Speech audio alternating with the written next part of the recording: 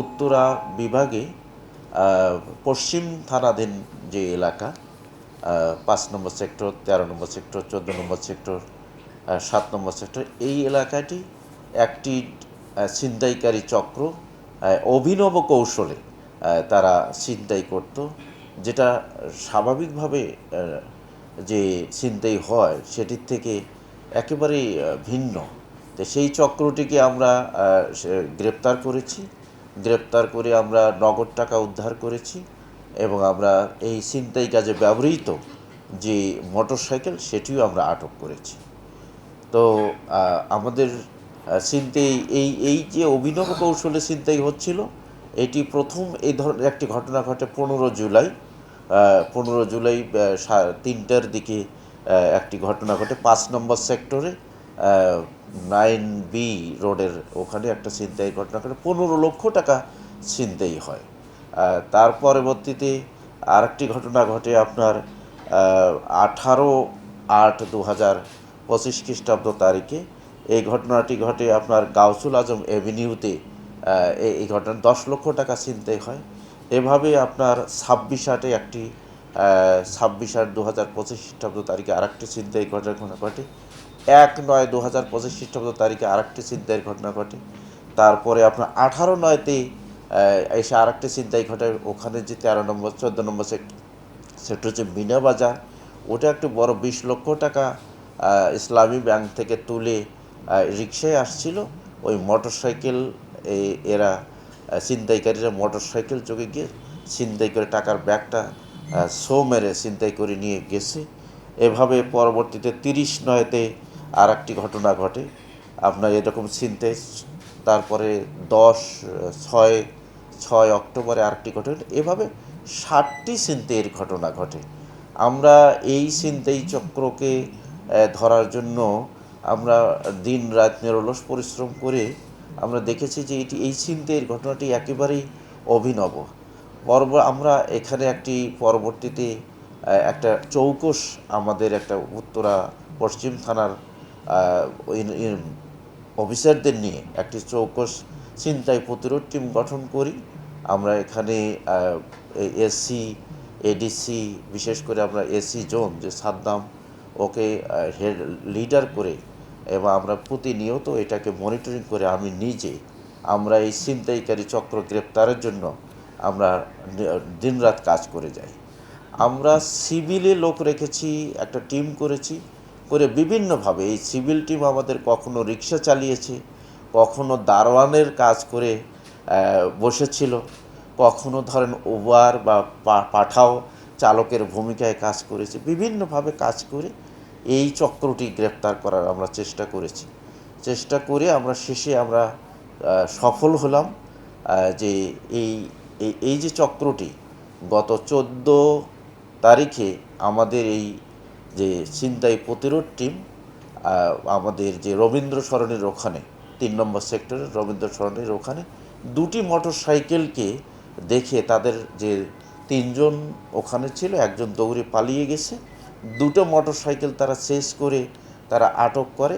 দুটি মোটরসাইকেলেরই ওই সময় নাম্বার ছিল না, এই নাম্বার না থেকে এবং দুজনার যে হেলমেট যেভাবে পরিহিত আসে সেটা দেখে আমাদের এই টিমের ছিনতাই প্রতিরোধ টিমের সন্দেহ হলে তাদেরকে জিজ্ঞাসাবাদ করলে জিজ্ঞাসাবাদের ওখানেই এক পর্যায়ে একজন দৌড় দিয়ে পালিয়ে যায়।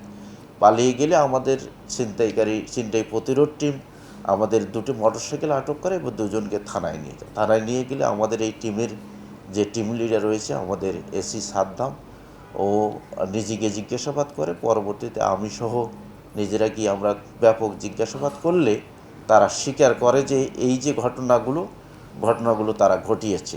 ১৫ জুলাইয়ের যে ঘটনা ১৫ লাখ টাকা ছিনতাই, তারপরে আপনার ১০ লাখ টাকা ছিনতাই, তারপরে আপনার ৬ লাখ টাকা ছিনতাই, তারপর হচ্ছে আপনার ২০ লাখ টাকা ছিনতাই। ২০ লাখ টাকার যে ছিনতাইটা হয়েছে মিনাবাজারের ওখান থেকে, সেখানে একজন চাইনিজও ছিলেন, চাইনিজ ব্যবসায়ীর টাকা, তিনি বাংলাদেশের একজনের সাথে ওখানে ব্যবসা করতেছিলেন, চায়নার থেকে মাল নিয়ে এসে তিনি বিভিন্ন জায়গায় সরবরাহ করতেন। তো আমরা সেটা তো তারা স্বীকার করে এবং স্বীকার করলে তারা জানায় তো যে এই যে তাদের অভিনব কৌশল, আমরা জিজ্ঞাসাবাদে জেনেছি যে তারা যে মোটরসাইকেলটা তাদের ওই যখন ছিনতাই কাজে যেত তখন একটা কখনো ফেক নাম্বার প্লেট বসাতো, কখনো তারা নাম্বার প্লেটটা খুলে আসতো। এই স্বল্প সময়ের মধ্যে কাজটা করে তারা চলে যেত। তারা ব্যাংকে তারা ঢুকতো না, কিন্তু ব্যাংকের বাহিরে তারা ওত পেতে থাকতো। কখনো ওই যে পাঠাও বা উবার চালকের মতো ভাব করে, কখনো বা তারা দোকানে বসে অপোজিট দোকানে বসে চা কফি খেয়ে ওয়েট করতো। এবং যখনই ব্যাংক থেকে কোনো লোক টাকা নিয়ে কোনো ব্যাগ নিয়ে বের হতো, রিক্সা যেত, তার রিক্সাটাকে তারা চেস করে তাদের সুবিধাজনক জায়গায় গিয়ে তারা ওই টাকার ব্যাগটা ছো মেরে ছিনতাই করে নিয়ে যেত। কখনো তারা ফোর্স অ্যাপ্লাই করতো, জোর জবরদস্তি করে পথরোধ করে তারা টাকার ব্যাগটা ছিনতাই করতো। এভাবে তারা 60টি ছিনতাইয়ের ঘটনা ঘটিয়েছে এই 3.5 মাস বা 3 মাস সময়। আমরা এইটা আরেকটা অভিনব কৌশল হচ্ছে ওদের, যে ওরা দুটো তিনটে জামা পরতো ভেতরে, গোলগলা গেঞ্জি ভেতরে, উপরে শার্ট। একটু পরে গিয়েই তারা ওই উপরের জামাটা খুলে ফেলতো করে চেঞ্জ করে ফেলতো, বা একটু পরে গিয়ে একটু যেখানে দেখতো যে গাছের নিচে টিচে গাড়ির নাম্বার প্লেটটা বসিয়ে দিত। তাই এইভাবে করতে আমরা খুব বেগ পেতে হয়েছে। আমাদের এই বিরাট এলাকা জুড়ে সিসিটিভির ফুটেজ দেখা, সংগ্রহ করা, হিসেব করা, এবং আমরা এই ডিএমপি এবং সারা দেশের এই ধরনের ছিনতাই কাজে কারা কারা জড়িত থাকতে পারে, কার রেকর্ড কী রয়েছে, এগুলো আমরা সবগুলো যাচাই করেছি যে এই চক্রটিকে আমরা যে কোনোভাবে আমরা গ্রেপ্তার করব। তো শেষে আমরা তিনজনের মধ্যে আমরা দুজন, এই তিনজন এই কাজটায় জড়িত। তিনজনের মধ্যে আমরা দুজনকে গ্রেপ্তার করেছি, একজন পালিয়ে গেছে। একজনের নাম হচ্ছে সাইফুল ইসলাম শাওন, সে টিম লিডার, তার বাড়ি হচ্ছে আপনার মকসুদপুর গোপালগঞ্জে, আর সে এখানে থাকতো আপনার রামপুরায়। আর একটা বেশিরভাগ সময় সে গোপালগঞ্জেই থাকতো, সেখান থেকে সে আসতো, মাঝে মাঝে সে এখানে থাকতো।